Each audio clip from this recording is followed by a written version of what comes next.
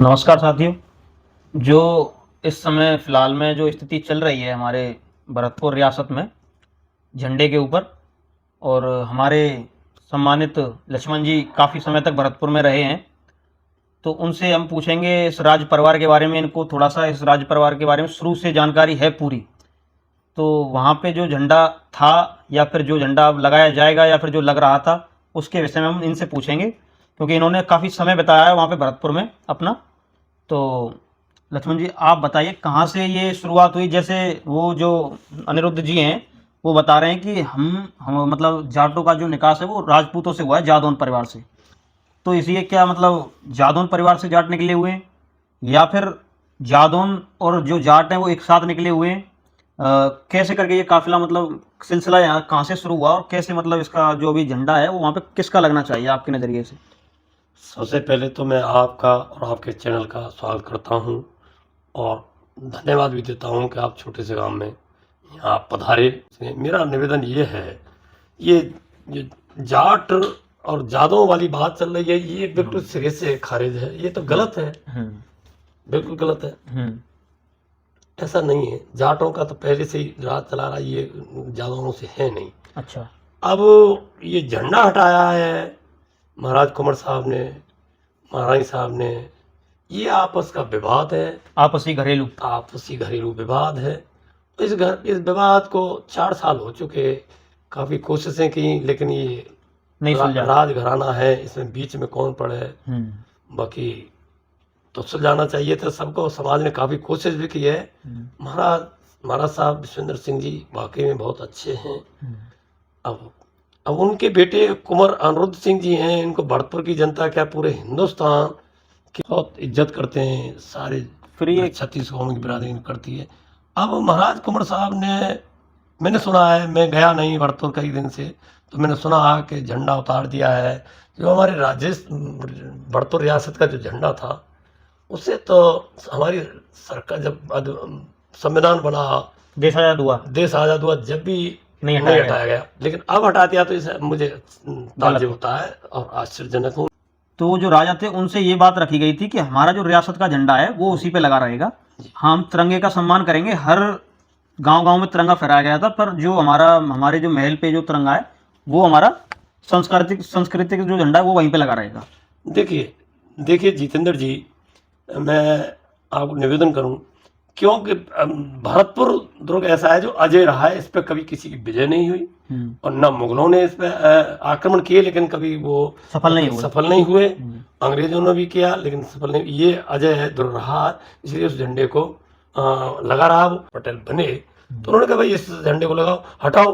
तो उन्होंने सबने कहा कि नहीं, ये झंडा, इस पर कभी विजय नहीं हुई, तो इसलिए झंडे को क्यों हटाया जाए। सही है, ये तो रियासत का झंडा है और इसको क्यों हटाया जाए। तो उन्होंने भी कहा कि ठीक है, इस झंडे को भी लगाओ और एक तिरंगा झंडा भी आप लगाओ। तो ये दोनों झंडे लग रहे हैं, और ये भरतपुर रियासत का पुराना झंडा है और ये लगा होना चाहिए, लग रहा है। जब इस दुर्ग पे आज तक किसी की विजय नहीं हुई, हर स्टेटों में, हर राज्यों में विजय हुई, मुगलों ने विजय प्राप्त की, अंग्रेजों ने की, लेकिन भरतपुर तो एक अजय दुर्ग रहा है और कभी नहीं रहा। इसीलिए झंडा इसमें पहले से लग रहा है, और ये केंद्र सरकार ने भी मंजूरी दी कि लगा रखे रखेंगे और इसको हटाएंगे नहीं। इसके साथ साथ तिरंगा झंडा है अपना, वो लगाओ, तो वो लग रहा है। तो जैसे महाराजा बदन सिंह जी से ये स्टार्ट हुआ जी, तो उससे पहले का कुछ आपको पता है, मतलब कहाँ से कैसे निकले और कैसे, मतलब इससे पहले ज़्यादा तो मैं जितेंद्र जी नहीं बता पा सकता हूँ, लेकिन इतना जरूर मैं कहूँगा कि राजा राम जी थे, एक सिनसिनी के रहने वाले थे, उनके एक भाई थे और ये बड़े योद्धा थे। और ये जब मुगल अत्याचार कर रहे थे हिंदुओं पर, जी, तो मथुरा में एक सिहोरे गांव में एक मीटिंग हुई थी, और मीटिंग में मुगलों ने कुछ अत्याचार किए।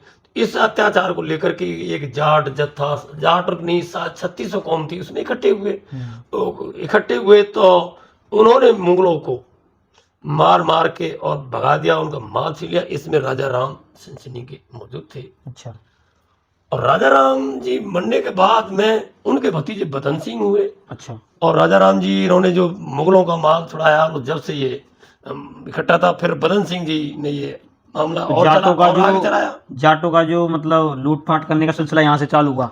सिलसिला इनसे पहले मुगलों हुआ, से- मुगलों से हुआ। मुगल अत्याचार करते थे हम्म, तो इनकी आत्माएं जागी, हम्म, 3600 कौमों की आत्माएं, और मुगल ऐसे कर रहे हैं तो कैसे करें। तो एक छोटा छोटा जत्था शुरू हुआ और ये पूरा कारवां चला गया। और अलीगढ़, मेरठ, मुजफ्फरनगर, मथुरा, भरतपुर, आगरा, और ये शुरुआत यहाँ से हुई। उसमें पहले तो जत्था इकट्ठा हुआ, उसमें सारे कौम थी, किसान कौम ज़्यादा थी, और इनको मुगलों को हराया, और फिर हराते इनके माल फाल जो भी लूटा, उन्हें लूट करके अपनी एक सेना बनाई, संगठन तैयार किया। संगठन तैयार करने के बाद में एक राज्य स्थापित हुआ। इस राज्य स्थापित होने में ही दूसरी स्टेटों ने काफी इतराज उठाए, अच्छा, लेकिन ये ताकत थी यहाँ की, और यहाँ के लोग 3600 कौमों के लोग जुड़ते रहे इसमें और आगे बढ़ते गए। तो फिर किसी भी और स्टेटों की पार नहीं पड़ी, फिर स्टेट बनानी ही पड़ी इनको। और इसमें पहले राजा बदन सिंह हुए, अच्छा, पहले राजा, और उसके बाद महाराजा सूरजमल। फिर उसके बाद महाराज वो उनके वंशज ही थे या फिर वो भी उनके वंशज थे। अच्छा, तो अब ये 14वीं पीढ़ी है। ये महाराजा विश्वेंद्र सिंह जी वाली 14वीं पीढ़ी है। अच्छा, और ये अनिरुद्ध जी हैं जो ये 15वीं पीढ़ी है। 15वीं पीढ़ी है। हम्म, तो ये ऐसा मतलब ये घरेलू विवाद चलते हुए इन्होंने ये रियासतकालीन झंडे को क्यों बीच में घसीटा है? अब क्योंकि ये रियासत कोई ऐसा तो है नहीं कि इन्हीं की हो बनाई हुई, इसमें तो सर्व समाज का सहयोग रहा है। ये सबका झंडा है, पूरे 3600 कौमों का है। इसमें सारी हम जाति बिरादरी होनी भी नहीं चाहिए, इसमें सारी जातियां शामिल थी। लेकिन मैं महाराज कुंवर साहब की बात नहीं समझ पा रहा हूँ कि उन्होंने कैसे हटा दिया। ठीक है, आपके विवाद हो सकते हैं, पिता पुत्र के विवाद हो सकते हैं, पति पत्नी के विवाद हो सकते हैं, घरेलू विवाद हाँ घरेलू हो सकते हैं, लेकिन ये तो रियासत का झंडा है। तो वो उनकी समझ है कैसे करते हैं, मेरी समझ में ये आ नहीं रहा कि उन्होंने झंडा उतार दिया। और नहीं तो अब वैसे वहां पे झंडा लगना चाहिए, झंडा लगना चाहिए, वही लगना चाहिए, वही झंडा जो पहले से लगा हुआ है। हमने देखा भी है। तो उसपे वो राजपूतों वाला झंडा लगा दिया था वहां पे, क्या वो सही था?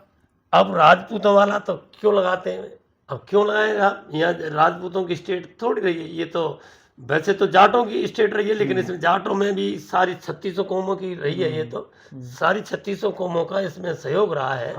तो वो सबका ही था वो झंडा, तो बड़पुर रियासत का है, तो उसको तो नहीं हटाना चाहिए। कुंवर साहब से हमारा निवेदन यही है, अनुरुद्ध जी से तो नहीं हटाना चाहिए, और ये विवाद आपस में सुलझाने चाहिए।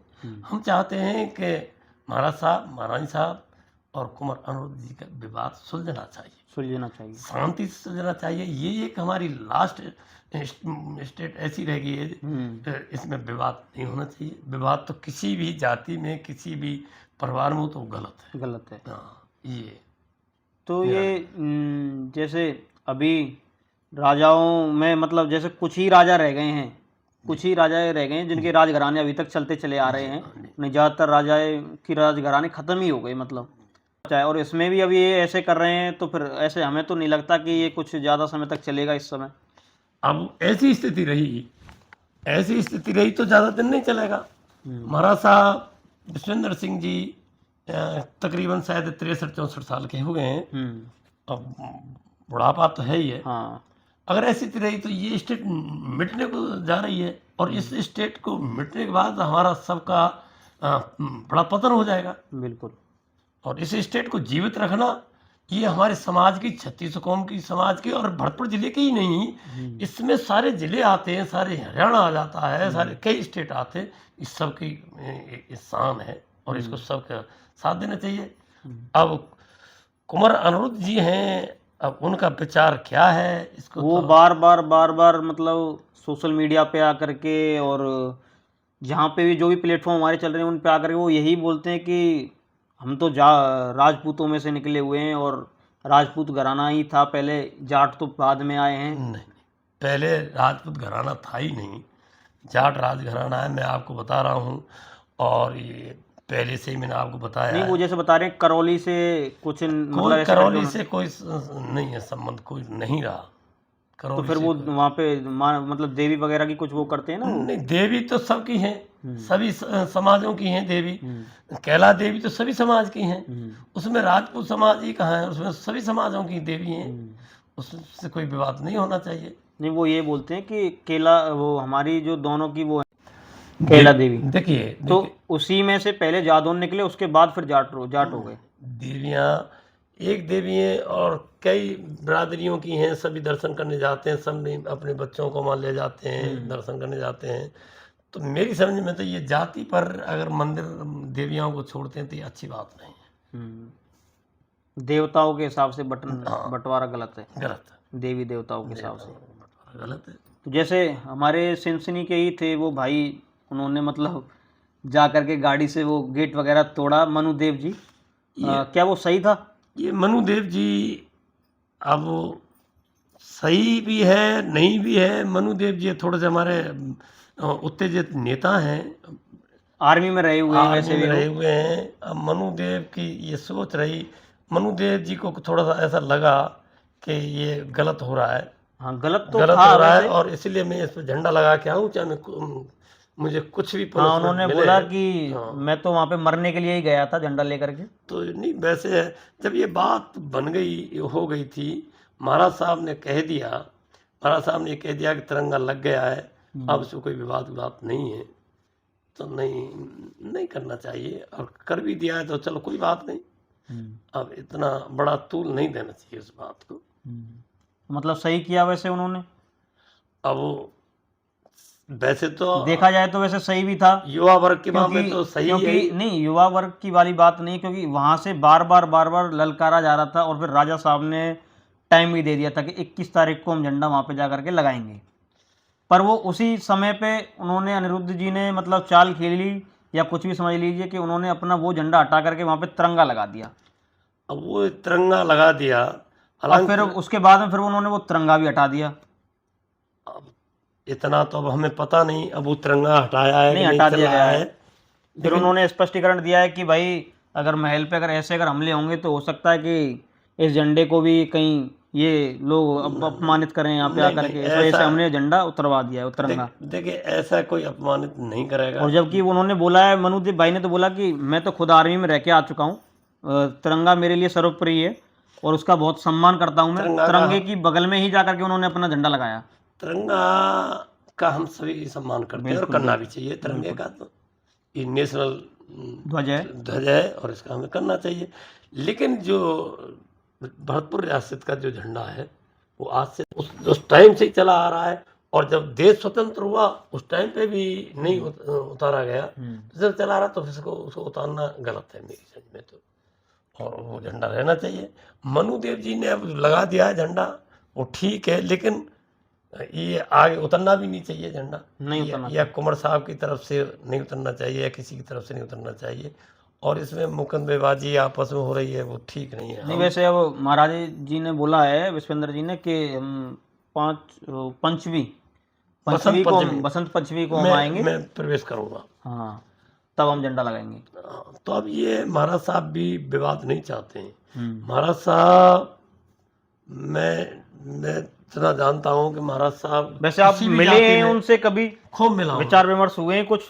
विचार विमर्श नहीं, वैसे खूब मिला हूँ, ऐसे महाराज साहब से खूब मिला हूँ संग में, क्योंकि आप तो वसुंधरा राजे जी के साथ में रहे, तो आप शायद हो सकता है उनके बहुत उसमें भी आए। बहुत ज़्यादा में रहा। और महाराज साहब विश्वेंद्र सिंह जी बड़े संजीदा आदमी है।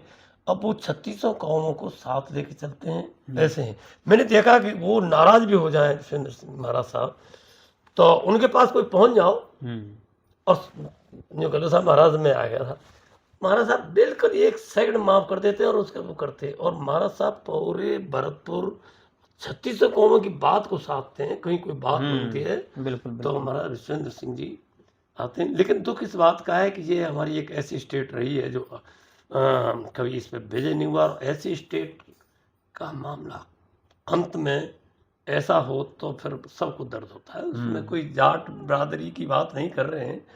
एक घरेलू उत्पाद में आप रियासत को ले आओ बीच में, ये सही नहीं है वैसे हमारे नजरिए से भी। अब क्या है, एक अभी किरण शेखावत हैं, मैंने सुना है टीवी पे, देखा किरण शेखावत किसी महिला मोर्चा की किसी की करनी सेना की, करनी सेना पता नहीं किसकी उपाध्यक्ष हैं, वो ऐसे तूल दे रही हैं कि कुंवर अनिरुद्ध सिंह जादव, अरे भाई ये आप ऐसे क्यों ऐसे वो दे रही हो, ये तो आप समझदार होने के बावजूद इतनी उम्र होने के बावजूद ऐसी आप भाषा बोल रही हैं भाई, महाराज साहब जाट हैं तो जाट की संतान जाट रहेगी, सही बात। चाहे वो माँ किसी गोत्र की हो, हाँ। किसी जाति की हो, माँ का थोड़ा चलता है। ये तो माता जी तो शायद गुजर हैं। नहीं, वो राजपूत हैं, महाराज साहब राजपूत हैं अच्छा। और बैरी स्टेट की राजकुमारी हैं। हमने तो सुना था अभी तक कि वो गुजर हैं। देखिए, बैरी स्टेट राजपूतों की है, अच्छा। मैं जानता हूँ इस तरह से। और वो जो गुजरों की भांजी हैं, समतर एक स्टेट है झांसी के पास यूपी में, वो गुजरों की स्टेट है। अच्छा, तो वहाँ वो गुजरों की भांजी हैं। वो गुजरों की भांजी है। महाराजा रणजीत सिंह जूदेव हैं, उनकी ये भांजी हैं, और राजपूतों में आई हैं और जाटों में भी आई हैं। ये है, इनका ऐसे लगना चाहिए झंडा लगना चाहिए रियासत और कालीन। हाँ, बिल्कुल रियासतकालीन झंडा रहना चाहिए। अनुज जी को कोई परेशानी भी नहीं होनी चाहिए इससे। कैसे आपके नजरिए से कुछ है इसका मतलब समाधान हो सकता है? समाधान बैठ के हो सकता है, क्यों नहीं होता है समाधान? विचार विमर्श करेंगे तो समाधान विचार होगा। विमर्श होगा, लेकिन शांतिपूर्ण तरीके से विचार विमर्श किए जाए तो ये विवाद सुलझ जाएगा। सुलझना भी चाहिए विवाद। और किसी भी, ये तो राज खानदान का विवाद है, लेकिन एक आम आदमी का, नागरिक का भी विवाद सुलझाना चाहिए, सुलझना चाहिए। बाप बेटे और पति पत्नी का विवाद सुलझना चाहिए हर तरह से। तो वैसे क्या लगता है कि इन्होंने क्यों ये किया होगा? मतलब अब ये कहते हैं कि मैं 30 साल से, महाराज साहब, मैंने सुना है, देखा है कि महाराज साहब कहती हैं कि मैं 30 साल से ऐसे प्रताड़ित की जा रही हूँ, प्रॉपर्टी बेची जा रही है, ये हो रहा है। तो भाई प्रॉपर्टी बेची जा रही है, उसमें तो आप कह सकते हो महाराज साहब से आपस में बातचीत करके, लेकिन ये मसला आप तीनों ही बातचीत कर करके घर का जो वो है सॉल्यूशन कर सकते हैं, घर का मैटर है। लेकिन जब ये झंडे वाली बात आती है तो ये रियासत का झंडा है, और अगर ये बात प्रॉपर्टी बेचने का मामला आ रहा है तो उसमें यहाँ के 10-20 प्रतिष्ठित आदमियों को इकट्ठा करना चाहिए था महाराज साहब को कि ऐसी व्यवस्था चल रही है। तो महाराज साहब को भी लोग कहते, महाराज साहब ऐसे एक बात मानते, क्यों नहीं बात मानते? वो आज तक सबकी बात मानते हैं। तो आपको लगता है उन्होंने बेची होगी? अब शायद हो सकता है कोई बेचती हो, हमारे नॉलेज में तो नहीं है, बेचती हो। और ऐसी जगह थी जो यूज में नहीं आ रही थी, आगरा में। वैसे तो ज्यादातर जितने भी किले हैं या फिर महल हैं सब मतलब सरकार के अधीन है इस समय। अधीन हो गए।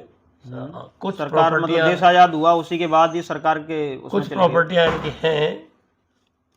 तो मेरा तो यही निवेदन है, सबसे निवेदन है, 36 कौमों से निवेदन है कि इसमें ज़्यादा नहीं है। और मेरी महारानी साहब बसंत या दिव्या सिंह जी से निवेदन है कि वो इस मैटर को जल्द से जल्द सुलझाएं। क्योंकि पत्नी एक महिला एक ऐसी होती है कि वो सब झेलते हुए भी आगे बढ़ाती हैं। तो मैं उनसे बार बार निवेदन करता हूँ कि इस मैटर को सुलझाएं। कुमार अनुज जी को समझाएं, महाराज साहब को तो सब समझा ही रहे, पूरी सरदारी कई 36 कौम की सरदारी भी समझा रही है। हरियाणा है, उत्तर प्रदेश है, राजस्थान है, सबके समझाते हैं। महाराज साहब तो समझ जाएंगे, संजीदा हैं, महाराज साहब भी संजीदा हैं, पर पता नहीं ये कैसे चल रहा है। हम तो उनसे ये बार बार निवेदन यही करते हैं कि इस मैटर को सुलझाएं। बाप बेटा पति पत्नी का मैटर सुलझाना चाहिए। जय हिंद, जय भारत।